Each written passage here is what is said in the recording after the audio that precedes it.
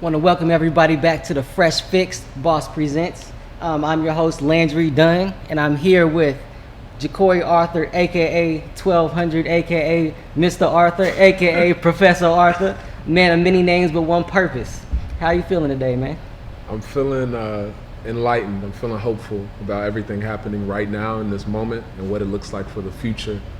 As we've seen the protests happen in Louisville, Yes. it's important to recognize and realize 52 years ago around this same time, we had protests. We had police terrorism. We had the National Guard in town, and they killed 2 black teens. Wow. They came back now, killed David Yaya McAtee, but Generation Y, the millennials, Generation Z, are never going to let this happen again because we are the impatient generation. Yes. We got Uber and Lyft and social media and information at the tip of our fingers, and we Yes. are making sure that everything is live and direct. In this moment, we put it and televise it out for everyone to see what's going on. James Baldwin said, "You cannot fix what you will not face," and we see the whole world is facing us right now, and they Yes. are listening to us, and we are about to make sure this moment doesn't happen in 50 more years for my kid who's Generation Alpha. So I feel hopeful. Beautiful, beautiful. And one thing you said there is one thing that makes our generation different is that the information is at our hands, at the fingertips with the internet. How do you think that's been able to influence the movement and what's going on right now? Well, when Louisville was first founded in 1778, our city was a place of refuge for former Confederates. So everyone from the doctors and the lawyers, the politicians, the media were former rebels. They were Confederates who fought for slavery. And to a certain extent today, we still have a lot of that same power dynamic. But with this internet age, now we don't have to go through the Confederates or the rebels or the supremacists for media or for information, because you can pull out your phone and access the news. You can pull out your phone and become the news. Yes. And go live on Facebook, Twitter, Instagram, TikTok, Snapchat, YouTube. You are the media, and that information is kind of broken walls and barriers to where people can just communicate openly. And I love it so much because it makes sure that we have an open and transparent world in ways that we've never had before. Beautiful, beautiful, and that's so true. And the youth right now, I feel like they're at a very pivotal point, and I feel like the youth is more vocal than I've seen them ever be before. And I think that's very important to get the youth involved. And that's something you've been very influential in doing. Tell me about what you're doing with the youth right now during the protests and the movement. Have you been involved with them? Oh, absolutely. And the youth that I've been working with have been mobilizing in so many ways, not only through protests, but also through policy. So Okay. of course we're in the streets demanding for justice, but more importantly, we're defining justice.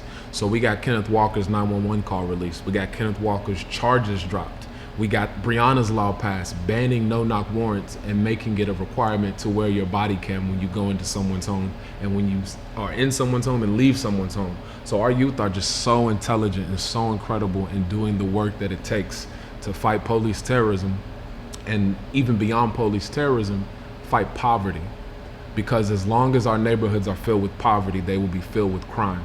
And as long True. as they're filled with crime, they will be filled with police. True. So as much as we're fighting and talking about defunding the police and F the police left and right, we also have to be aware that police are really just one symptom of an illness that pertains to our economic conditions, our social and our political conditions.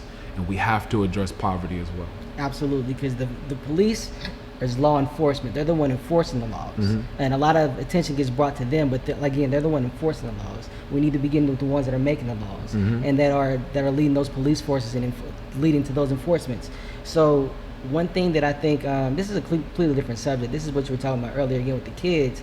Just something that I believe that would help the problem with systematic racism in America is if we just taught in school the story of America and the history of America as it really is, not the fluffed over that's in the history books, but just the real truth of America, how it really was, and really how black people helped build America. I think that would just take such a long stride in helping the perception of black people in America, period.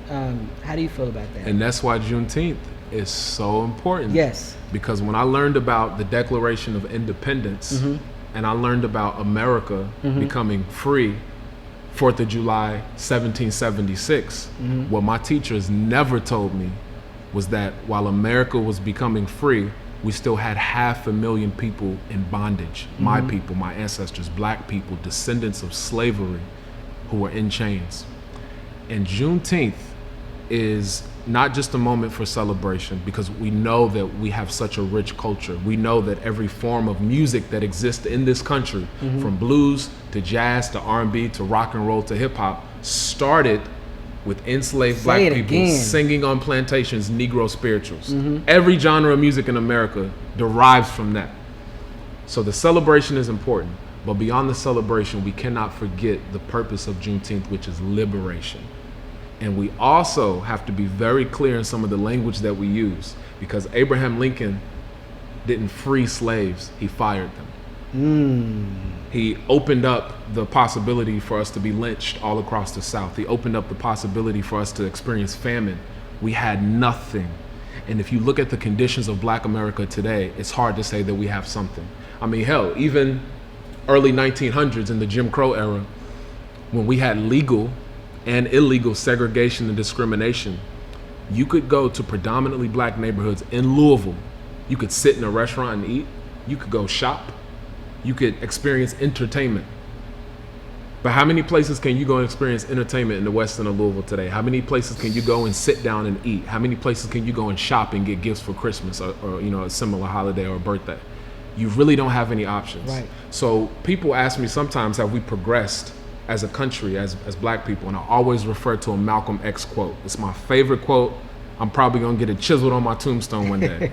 He said, you can't stick a knife 9 inches in someone's back, pull it out 6 and call it progress. You can't even pull the knife out and call it progress. It's only once you begin to heal the wound do we see progress. America, specifically a lot of white Americans, have not taken the knife out. They haven't healed the wound. They won't even acknowledge that the knife is there. That's deep. That's deep. I love that. I love that. I've been having conversations with Jefferson County Public Schools Social Studies Department, and we are ready to implement Black Studies programs. Beautiful. Across this district. Beautiful. And beyond just across this district, we need to make sure that our students are getting this, our student teachers are getting this, and then drop the students, our teachers are getting this. Because when you go to school, there's prejudice and bias against you as a Black student. People say if you don't know how to read by the 3rd grade, that sets you up for the school to prison pipeline and you're going to be incarcerated. And that's a shame. And it's going to take that educational piece to be implemented to anchor our students, because it's hard to care if you're unaware. And if you go through kindergarten through 12th grade, you spend over a decade of your life in a school that doesn't teach you about the history of this country, the most rich and powerful country in the world, and you just look at Black people as lazy and crazy, it's because you were miseducated. And that's so important. And every time I'm in a school, I make it apparent. I'm a teacher, I'm there. I represent 2% of the teachers. Black men are only 2% of teachers in this country. I'm basically a unicorn when I walk into a school. That's crazy. And I have to let people know the truth of this country, because so many of us do not know it. It's very true. That's very true. And I know you yourself, you started out, well, the first time I saw you was we had a performance at Headliners, my group Skyscraper Stereo.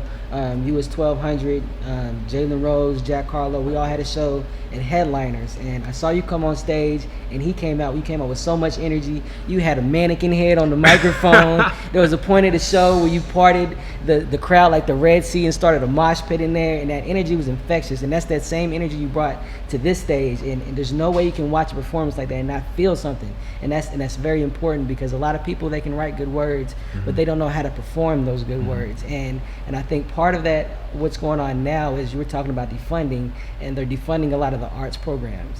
And for me, art and music, and it kind of helped me find myself. And I think that them defunding these art programs kind of takes away from Black people in our youth and helping them find themselves, like it did for me. So would you say that music has helped project you to this political figure you've become and helped you find your voice? If I didn't have my school music programs, I would be in a prison yard or a graveyard. Facts. If it was not for my school music program, I would be gone. Being in marching band, concert band, our drum line, being in those programs kept me out of the streets. And I have homies that were on the fence about joining who are dead now, who are incarcerated now. They're dead or they're dead beats.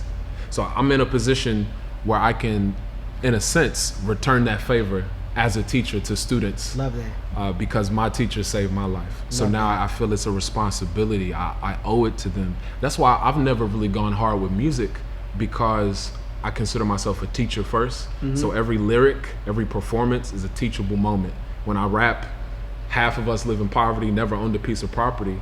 What you don't hear are the data points behind that, and the fact that I live in the west end of Louisville, in Russell, where 52.7% of our families live in poverty, and only 18% of the land is owned by people who actually live there.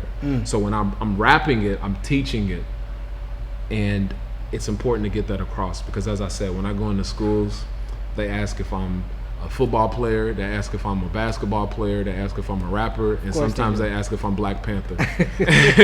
And I say, yes, I am. But I'm Wakanda forever.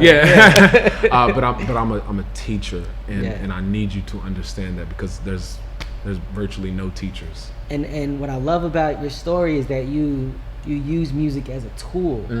So many people use music as the end all be all. That's what they're going to use to get money. That's what they use to get rich, because I feel like that's what a lot of media tells us to think. But you kind of were outside the box and use it as a tool to communicate and to teach. And I love that. And I want to use your story as a tool for other youth to see that music can just be a youth. It can just be a part of you. It doesn't have to be everything. You don't have to be a rapper, period. You can be a rapper slash, rapper slash activist, rapper slash teacher, rapper slash musician. You can be more than just that rapper. And I want to thank you for showing that and being that example for people. And so the Black Lives Matter movement is going really strong. There's been a lot of protests in Louisville. This picture right here is you. You've been out in the streets going hard. Do you remember this moment? Do you remember this here? I think I was yelling at everybody about gentrification and trying to get them engaged with the moment at hand. You know what's crazy about this event? Do you remember what event this was particularly? This was Breonna's Law rally. Okay. There was a rally around Breonna's Law being passed, which we got passed. And it might go federal. Rand Paul, oddly enough, wants to write a federal bill for Breonna's Law and pass it across the United States of America. What's incredible about this is you had a couple hundred people watching a Metro Council meeting together. And for many of them, it was the first time ever watching a Metro Council meeting. And I love it. And I love the fact that whatever the outcome of this race is, I have helped provide political education to people who were really politically sick, including myself. We don't realize the decisions being made in this city come from single people who represent 26 districts. We don't realize the power of the mayor can be stopped by these 26 people. We don't realize they write the laws that dictate everything that we get to do. My life did not consist of political education, but everything in our lives is based on political representation. Very true. I'll be rapping when I be talking. Hey, that's good, though. That's good. That's what the people like to hear. That's what they like to hear. And that's why your message is getting across so well, is because through that music, you've learned how to get your voice out and learn how to get people to connect with you. And I think that comes across in your speeches when you talk in public. And, I think that's very powerful. So how did you come about to run for Metro Council? Metro Council District 4. Downtown Louisville and all of the surrounding neighborhoods. So the West End, Russell, we got Portland, we got California, we got a little bit of Old Louisville, we got New Lou, Germantown, Smoketown, Shelby Park, Paristown Point, Phoenix Hill, Butchertown, Irish Hill, Meriwether Fort Hill. We have 16 neighborhoods that touch our district. It is the most populated, most diverse, most vibrant district in this city. Okay. But it's also the most poor. All top 5 of the poorest zip codes touch this district. It's also the most unhoused and homeless. The hundreds of homeless that sleep on the streets every night, unhoused, live in this district. It's also the most dangerous. A lot of people paint the picture that crime is in the West End, and because we have poverty, we're going to have crime, but most of the crime is concentrated in downtown Louisville. It's also the most starved. We are the only district in this city that does not have a full-service grocery store. We got a lot of Family Dollars, a lot of convenience stores with overpriced food, but we do not have a full-service grocery store, and that's a shame. And it's also the most segregated. The 9th Street divide lies within the 4th District of Louisville.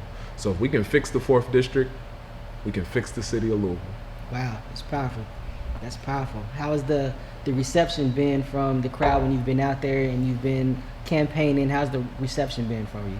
Oh, it depends. Okay. Because I like telling the truth about what's happening in our city, about what's happening in our country, and not everyone is ready to absorb that truth. Just like the Malcolm X quote, people won't even acknowledge that the knife is there. Right. So it could be a black senior that I'm talking to who says, I'm gonna vote for you because you black. Hold up. You don't need to vote for me just because I look like you.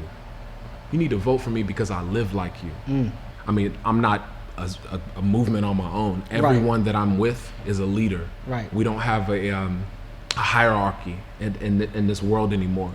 I don't believe that we should ever have a hierarchy of leadership, because look what happened to MLK. Look what happened to Fred Hampton. Look what happened to Malcolm X. Killed, bullet shot down. We should never have a single leader ever again. That is so dangerous.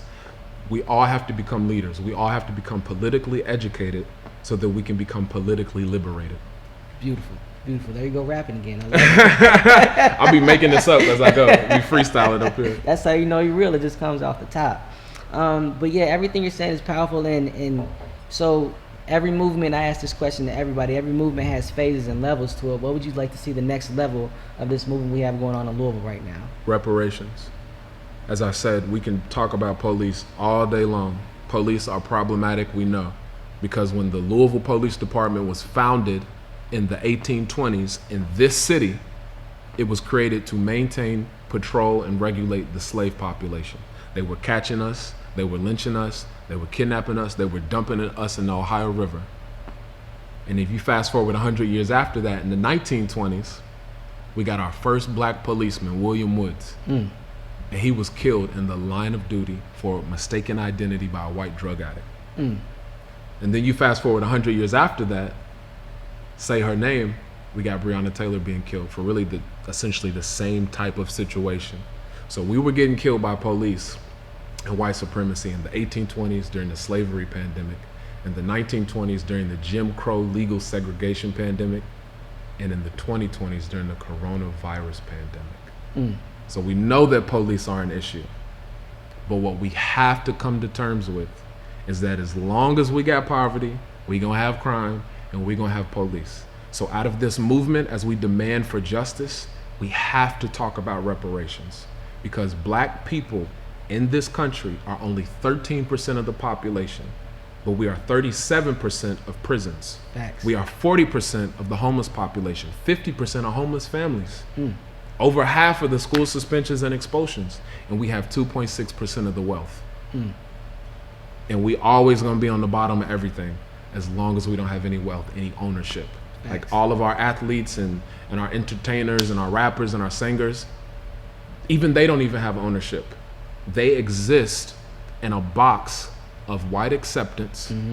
Even my own career, it doesn't matter that I've traveled and performed with symphony orchestras around the country. I was the only black person on stage. It don't even matter that I'm a teacher because I'm the only black person in the school.